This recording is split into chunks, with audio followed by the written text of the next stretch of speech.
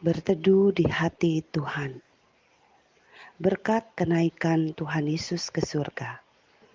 Mari saudaraku, kita akan membaca firman Tuhan dari Lukas pasalnya yang ke-24, ayatnya yang ke-50 sampai 53. Lalu Yesus membawa mereka keluar kota sampai dekat Betania. Di situ ia mengangkat tangannya dan memberkati mereka. Dan ketika ia sedang memberkati mereka, ia berpisah dari mereka dan terangkat ke surga. Mereka sujud menyembah kepadanya, lalu mereka pulang ke Yerusalem dengan sangat bersukacita. Mereka senantiasa berada di dalam bait Allah dan memuliakan Allah. Saudaraku yang terkasih di dalam Tuhan, kita akan merenungkan satu berkat di dalam kenaikan Tuhan Yesus ke surga. Satu berkat rohani yang begitu indah, yang begitu mendalam, yang akan kita temukan di dalam renungan pada pagi hari ini. Murid-murid Tuhan Yesus yang selama ini dekat dengan Tuhan, yang selalu bersama-sama dengan Tuhan, menyaksikan akan kuasa Tuhan, mujizat Tuhan, bahkan mendengarkan ajaran Tuhan setiap hari. Namun ketika mereka menghadapi satu peristiwa yang begitu menakutkan, yaitu Tuhan Yesus disalibkan sampai mati di atas kayu salib. Ini menjadi satu kondisi yang sangat menakutkan bagi murid-murid Tuhan Yesus. Namun kita menemukan bagaimana Tuhan Yesus yang tersalib itu adalah Tuhan yang bangkit. Dan bukan hanya sampai di situ. Murid-murid boleh melihat dan menyaksikan akan kuasa Tuhan, bahwa Tuhan yang mereka sembah, Tuhan yang mereka ikuti adalah Tuhan yang hidup, bukan Tuhan yang mati. Tuhan yang mati bagi dosa mereka, tetapi Tuhan yang hidup menandakan kemenangan atas kuasa dosa. Dan Tuhan yang menampakkan diri selama 40 hari kepada murid-murid untuk menunjukkan bahwa Tuhan Yesus benar-benar Tuhan yang hidup. Dan satu peristiwa penting selanjutnya adalah Tuhan Yesus naik ke surga. Saudara, ini menunjukkan kepada murid-murid bahwa Tuhan Yesus betul-betul adalah Allah yang tinggal di surga. Tuhan Yesus bukan manusia biasa seperti kita. Dia bukan manusia yang menjadi Allah, tetapi dia adalah Allah yang menjadi manusia untuk menyelamatkan manusia yang berdosa. Dan setelah tugas itu selesai, dia kembali ke surga. Karena di surgalah tempat tinggal dari Tuhan Yesus. Saudaraku, ini menjadi satu berita yang sangat meneguhkan hati. Kepergian Tuhan Yesus bukan kepergian yang menyedihkan, seperti halnya kita ditinggal oleh orang yang kita kasihi.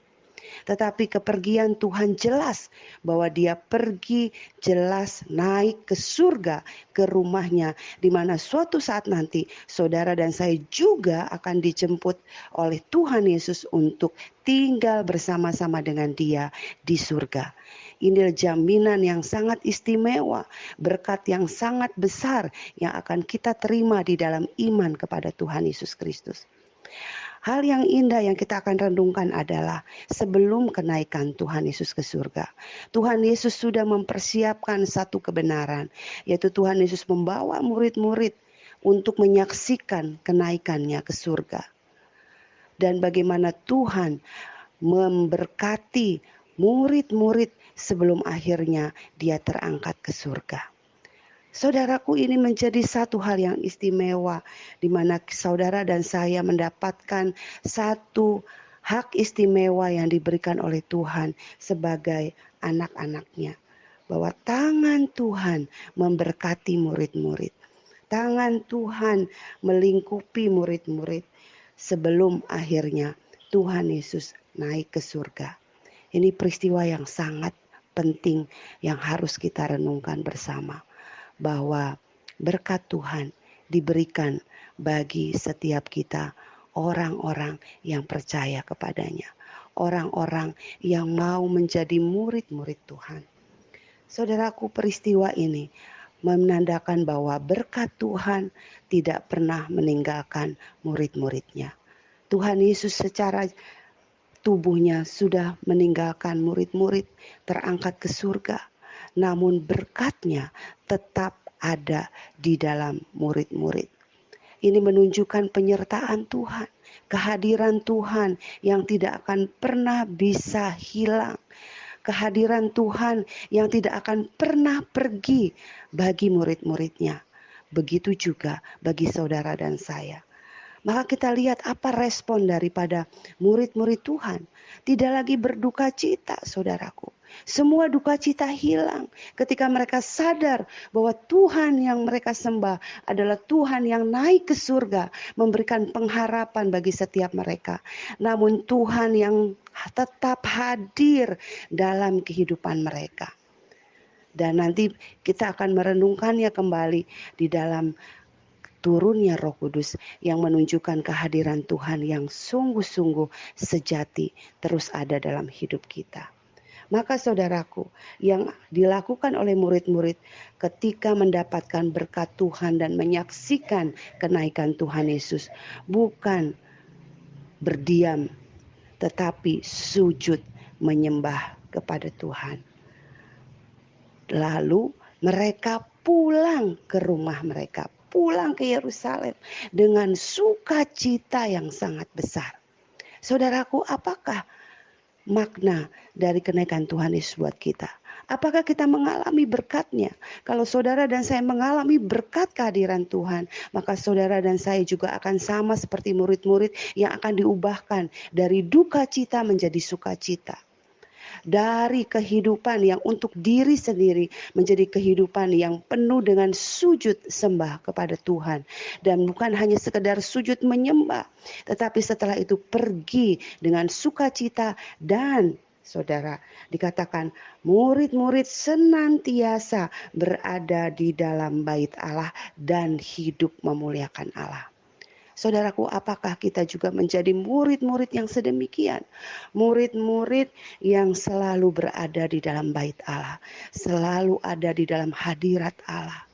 Bukan berarti kita setiap hari terus ada di dalam gereja, tetapi saudara dan saya selalu ada di dalam hadirat Allah. Saudara dan saya selalu ada di dalam Tuhan dan hidup berelasi intim dan dekat dengan Tuhan, lalu hidup menjadi saksi Tuhan, memuliakan Tuhan dimanapun kita berada. Bagaimana dengan kita? Apakah kita mengalami berkat Tuhan di dalam kenaikannya ke surga? Kalau saudara dan saya menerima berkat kehadirannya yang di mana Tuhan tidak pernah meninggalkan kita, maka kita juga akan menjadi murid-murid yang selalu bersuka cita, tidak lagi berduka cita. Bersuka cita, sujud menyembah, selalu berada di dalam kehadiran Allah, di dalam hadiratnya. Dan kita hidup menjadi saksinya, hidup memuliakan Tuhan dimanapun kita berada.